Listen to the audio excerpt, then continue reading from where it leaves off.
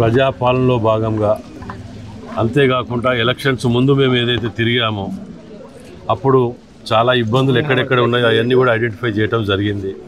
దాని తర్వాత నిన్న ముఖ్యమంత్రి రేవంత్ రెడ్డి గారు 100 రోజుల ప్రణాళిక శుభ్రం గురించి కానివ్వండి ఎన్నో కార్యక్రమాలు పెడుతూ ఈ 100 రోజులలో మార్పు తీసుకురావాలని ఒక ఆలోచనతోటి కార్యక్రమం కూడా తీసుకురావడం జరిగింది. అందులో భాగంగానే కమిషనర్ గారు, కార్పొరేటర్ గారు మరియు ఇక్కడ ఉన్న డివిజన్లో ఉన్న పెద్దలందరూ కూడా 54వ డివిజన్లో శంకుస్థాపన కార్యక్రమం సుమారు 30 లక్షల చిల్లర రోడ్డుని ప్రారంభించడం జరిగింది.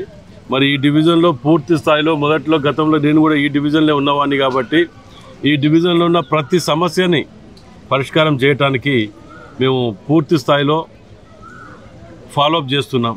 కమ్యూనిటీ హాల్ ఇప్పుడు కమ్యూనిటీ హాల్ కూడా రావడం జరిగింది. కమ్యూనిటీ హాల్ కానివ్వండి, రోడ్లు, డ్రైనేజీలు, ఇంకా ఏ సౌకర్యం ఉన్నా ఇంకొకటి అత్యవసరం ఏంటంటే ఈ డివిజన్లో శ్మశాన వాటిక కూడా ఉన్నది, చాలా పెద్ద ఎత్తున ఉన్నది. అది దానికి 5 కోట్ల రూపాయలు మనం ప్రపోజల్ పెట్టడం జరిగింది.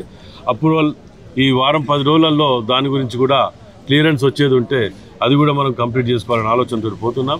మరి ఈ 100 రోజులలో మన కార్పొరేషన్ని మనము మనిషి చేసి మార్పు తీసుకురావాలనే ఆలోచనతోటి ఇప్పుడు ప్రమాణ స్వీకారం చేయించడం జరిగింది.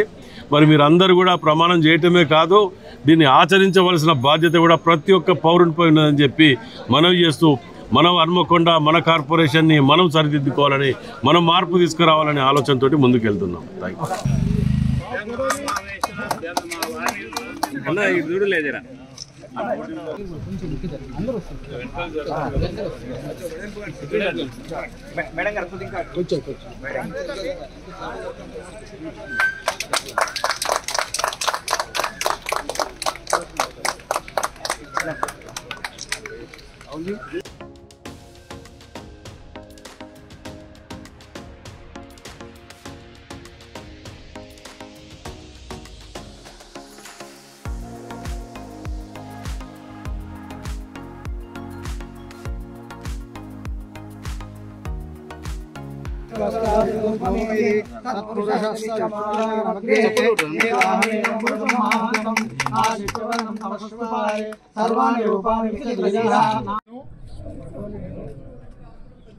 జూన్ 2025 నుండి 10 సెప్టెంబర్ 2025 వరకు ప్రభుత్వం చేపడుతున్న 100 రోజుల ప్రణాళికలో పాల్పంచుకుంటున్నాను.